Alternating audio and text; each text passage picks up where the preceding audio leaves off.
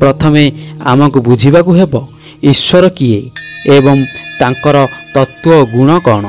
तथापि लोक कहती कि परमात्मा का मार्ग अत्यंत कठिन, यह अत्यंत जटिल दुर्गम, किंतु प्रकृत रे से कठिनता कौन। Subscribe this channel.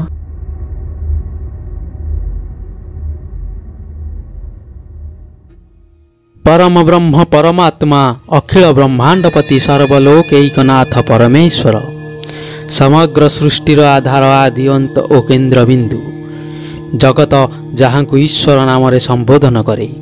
वास्तव रे से किए, किपरि तांकर आकार से देखिबाकु केमिति एवं से केउठारे वास करती।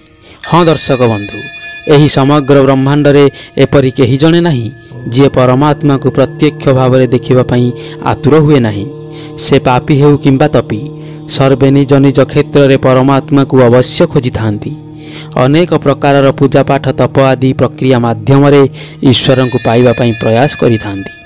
आमर धार्मिक इतिहास रे एपरि अनेक महात्मा दिव्य पुरुष मानकर नाम उल्लेख रही जो माने ईश्वर प्राप्ति हेतु समस्त भौतिक सांसारिक सुखमान परित्याग करी परमानंद प्राप्ति निमते परमात्मा को खोज रे अति कठिन मार्ग रे निजर जीवन काल पूर्ण कर दैछंती। कदाचित सही महात्मा महातपस्वी माने ही परमात्मा को दर्शन करिथिबे एवं जानिथिबे कि परमात्मा किए ओ से केउठारे वास करती। परंतु आमे आजिर मनुष्य परमात्मांकर गुण और तत्व को सठिक भाव में न बुझी केवल बाहर को पूजा पाठ करी हठपूर्वक उपवास आदि करि थांती, किंतु आमर स्वाभाविक विकार गुणमान गुड़ी को मनरे रखि थांती आउ ईश्वर प्राप्तिर आशा करि थांती। यह कौन संभव? संसार रे एपरि भी किछि व्यक्ति रहिछंती निराश होई ईश्वर को संपूर्ण भावे नकारी थांती कि ईश्वर बोली केही अस्तित्व नहीं। यह तांकर तमसी भावना अटे। आउ किछि रजगुणी माने रहिछंती ईश्वर को तो मानि थांती, किंतु ईश्वरंकर तत्व और गुण रे अनभिज्ञ रही थांती।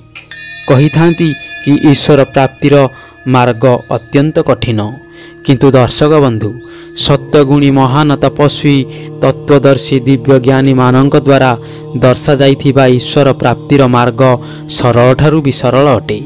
आउ आजिर वीडियो रे सही सरल मार्गर अमूल्य ज्ञान को आमे चर्चा करने को जाउछंती।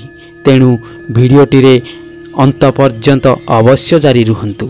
आपण भी ईश्वर को देखिबा पई क्षमता प्राप्त करि परिबे एवं आम चैनल को सब्सक्राइब करी बेल आइकन को प्रेस कर दियंतु।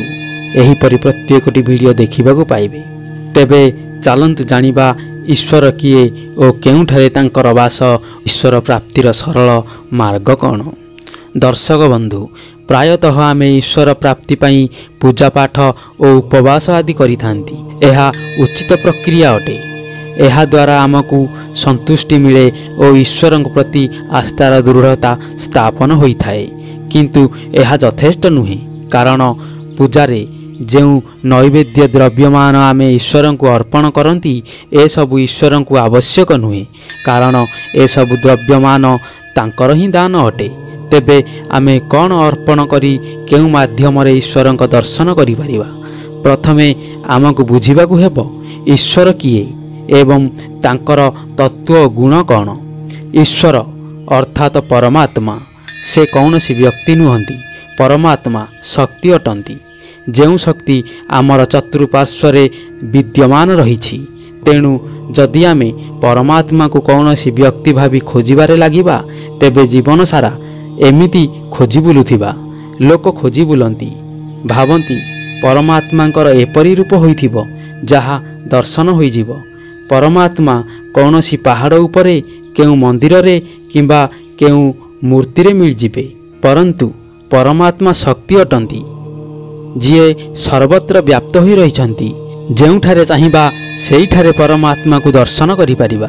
जदि आमे कौनसी रूपरे किंबा कौनसी आकृति रे फसी जांती तेबे आमे भ्रमरे रही थांती। गीतारे कुहा जाइछि परमात्मा अज्ञेय तथा अप्रमेय अटंती। अज्ञेय अर्थात जहाँ को मन और इंद्रिय द्वारा जना जाई पाइबो नाही। अप्रमेय अर्थात बुद्धि द्वारा भी जना जाई पारिबो नाही। କାରଣ ପରମାତ୍ମା ଅନାଦି ଅଟନ୍ତି, ଯାହାଙ୍କର ଆଦି ଅଛି ନା ଅନ୍ତ। ସେ ନିରାକାର ଅଟନ୍ତି। ଆଉ ମନ, ଇନ୍ଦ୍ରିୟ ଓ ବୁଦ୍ଧିର ନିର୍ଦ୍ଦିଷ୍ଟ ସୀମା ରହିଥାଏ। ତେଣୁ ଏହାଦ୍ୱାରା ପରମାତ୍ମାକୁ ଜାଣିବା ଅସମ୍ଭବ ଅଟେ। ଏହାର ଅର୍ଥ ମନ ଓ ବୁଦ୍ଧି ଏହା କେବଳ ଉପକରଣ ଅଟେ, ଯାହାର ନିର୍ଦ୍ଦିଷ୍ଟ ସୀମା ରହିଛି। ତେଣୁ ଯଦି କେହି ମନ, ବୁଦ୍ଧି କିମ୍ବା ତର୍କ ମାଧ୍ୟମରେ ଈଶ୍ୱରଙ୍କୁ ପାଇବାକୁ ଚେଷ୍ଟା କରିବ, ତେବେ ସଫଳତା କଦାପି ମିଳିବ ନାହିଁ। ଉଦାହରଣ ସ୍ୱରୂପ, ଯଦି ଆମେ ହଠପୂର୍ବକ ଚକ୍ଷୁ ଦ୍ୱାରା ଶ୍ରବଣ କରିବାକୁ ଚାହିଁବା, କ'ଣ ଏହା ସମ୍ଭବ? ନା, କାରଣ କର୍ଣ୍ଣ ଦ୍ୱାରା ହିଁ ଶବ୍ଦ ଭିତରକୁ ପ୍ରବେଶ କରିଥାଏ, ଚକ୍ଷୁ ଦ୍ୱାରା ନୁହଁ। ସେହିପରି ପରମାତ୍ମା ସଂସାରର ପ୍ରତ୍ୟେକ ଜିନିଷକୁ ନିଜ ନିଜର ମହତ୍ଵ ଭୂମିକା ଦେଇଛନ୍ତି।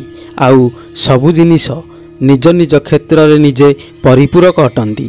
ଯଦି ଆମେ ଏଥିରେ ଜବରଦସ୍ତି କରିବା, ତାହାହେଲେ କିଛି ବି ପ୍ରାପ୍ତ କରିପାରିବା ନାହିଁ। ଆମେ ଜୀବନରେ ଗୁରୁଜନମାନଙ୍କଠାରୁ ବୁଦ୍ଧି ଓ ତର୍କ ପ୍ରାପ୍ତ କରିଛନ୍ତି, ଯାହାଦ୍ୱାରା ଆମ ଜୀବନର ସମସ୍ତ ପ୍ରଶ୍ନ ଓ ସମସ୍ୟାର ସମାଧାନ କରିଥାନ୍ତି। କିନ୍ତୁ ଜୀବନରେ ଏପରି ବି କିଛି ପ୍ରଶ୍ନ ରହିଛି ଯାହା ବୁଦ୍ଧି କିମ୍ବା ତର୍କ ତାହାର ସମାଧାନ କରିପାରନ୍ତି ନାହିଁ।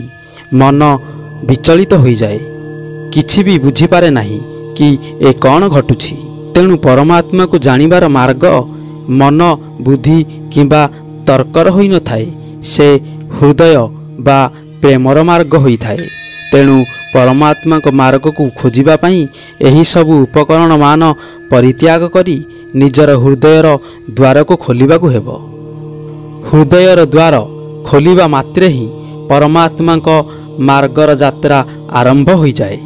ଆଉ ସେ ମାର୍ଗ ନିଶ୍ଚଳ, ନିଷ୍କପଟ, ନିଶ୍ଚନ୍ଦ, ଭୋଳାଭାବ ମାର୍ଗ ହୋଇଥାଏ, ଯାହାକୁ ସରଳ ଅର୍ଥରେ ପ୍ରେମ କୁହାଯାଏ। ଆଉ ଯେଉଁ ବ୍ୟକ୍ତି ଈଶ୍ୱରଙ୍କ ମାର୍ଗରେ ଗତି କରିଥାଏ, ତାଠାରେ ସ୍ୱାଭାବିକ ଭାବେ ଏପରି ଲକ୍ଷଣ ଦେଖିବାକୁ ମିଳେ କି ସେ ଈଶ୍ୱରଙ୍କ କୌଣସି ଏକ ନାମକୁ ନେଇ ସମ୍ପୂର୍ଣ୍ଣ ଭାବେ ଭକ୍ତିରେ ବୁଡ଼ିଯାଏ, ଆନନ୍ଦରେ ଝୁମିବାକୁ ଲାଗେ। ସେହି ନାମରେ ହିଁ ସେ ସର୍ବସୁଖର ଅନୁଭବ କରିଥାଏ। ତାହାର ଚତୁଃପାର୍ଶ୍ୱରେ ଥିବା କୌଣସି ଜିନିଷ ତାର ଦୃଷ୍ଟିରେ ପଡ଼େ ନାହିଁ। ଆଉ ଏହା ଦେଖି ଯେବେ ଅନ୍ୟମାନେ ତାହାକୁ ଏକ ପାଗଳର ଆଖ୍ୟା ଦେବେ, ତେବେ ବୁଝିନେବେ ସେ ହିଁ ପରମାତ୍ମାଙ୍କର ବାସ୍ତବିକ ମାର୍ଗରେ ଗତି କରୁଛି। କ'ଣ ଏ ମାର୍ଗ ସରଳ ନୁହେଁ? ସ୍ୱୟଂ ଚିନ୍ତା କରନ୍ତୁ। ତଥାପି ଲୋକ କୁହନ୍ତି କି ପରମାତ୍ମାଙ୍କ ମାର୍ଗ ଅତ୍ୟନ୍ତ କଠିନ, ଏହା ଅତ୍ୟନ୍ତ ଜଟିଳ, ଦୁର୍ଗମ। କିନ୍ତୁ ପ୍ରକୃତରେ ସେ କଠିନତା କ'ଣ? ସେ କଠିନତା ହେଉଛି ଆମର ମନ ଆଉ ତର୍କ। ପ୍ରକୃତରେ ଆମେ ଆମର ଜୀବନ ତର୍କ ଓ ବୁଦ୍ଧି ଦ୍ୱାରା ହିଁ ଅତିବାହିତ କରିଥାନ୍ତି ଆଉ ଭାବନ୍ତି ଏହାଦ୍ୱାରା ଆମେ ସବୁକିଛି ପ୍ରାପ୍ତ କରିପାରିବା। କିନ୍ତୁ ଯେବେ ଏସବୁ ଉପକରଣ ମୂଲ୍ୟହୀନ ହୋଇଯାଏ, ସେତେବେଳେ ଆମକୁ ସରଳ ବି କଠିନ ପ୍ରତୀତ ହୋଇଥାଏ। ଯେତେବେଳେ ଆମେ ପ୍ରେମ କରନ୍ତି, ସେତେବେଳେ ଆମେ ନିଜଠାରୁ ସମ୍ପୂର୍ଣ୍ଣ ଭାବେ ହଜିଯାଇଥାନ୍ତି ଏବଂ ଯଦି କୌଣସି ମଧୁର ସଙ୍ଗୀତ ଶୁଣିଥାନ୍ତି, ଆମେ ସେହି ସଙ୍ଗୀତରେ ହିଁ ହଜିଯାଇଥାନ୍ତି। ସେତେବେଳେ ମନ ଓ ବୁଦ୍ଧିର କୌଣସି ଭୂମିକା ନଥାଏ, କାରଣ ଏ ହୃଦୟର ଭାବନା ଅଟେ। ଆଉ ଏହି ଭାବନାର ଜଗତ ହିଁ ପରମାତ୍ମାଙ୍କ ଜଗତ ହୋଇଥାଏ, ଅର୍ଥାତ୍ ଈଶ୍ୱର ଆମର ହୃଦୟରେ ହିଁ ବାସ କରନ୍ତି। ତେଣୁ ଯଦି ପରମାତ୍ମାଙ୍କ ଦର୍ଶନ କରିବାକୁ ଚାହୁଁଛନ୍ତି, ତେବେ ଆମକୁ ହୃଦୟର ଜଗତରେ ପ୍ରବେଶ କରିବାକୁ ହେବ। ଏହାର ସରଳ ଅର୍ଥ ହେଉଛି ଭକ୍ତି ହୃଦୟର ମାର୍ଗ ଅଟେ ଏବଂ ହୃଦୟ ପରମାତ୍ମାଙ୍କର ବାସସ୍ଥାନ ଅଟେ।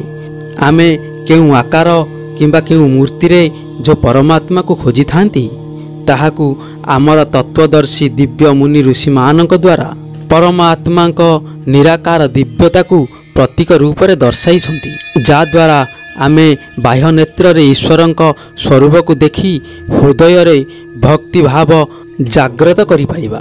ଏହା ଏକ ସରଳ ମାଧ୍ୟମ ଅଟେ। ଦର୍ଶକ ବନ୍ଧୁ, ଆଶା କରୁଛି ଏହି ବିଷୟରୁ ଆପଣମାନେ କିଛି ବୁଝିଥିବେ। ତେଣୁ ଆପଣମାନଙ୍କର ମତ କମେଣ୍ଟ ବକ୍ସରେ ଲେଖି ଜଣାଇବେ ଏବଂ ଲାଇକ୍ ସହ ସେୟାର କରିବେ। जदि एबे पर्यंत आम चैनल को सब्सक्राइब करना तेबे सब्सक्राइब कर दियंतु। जय जगन्नाथ।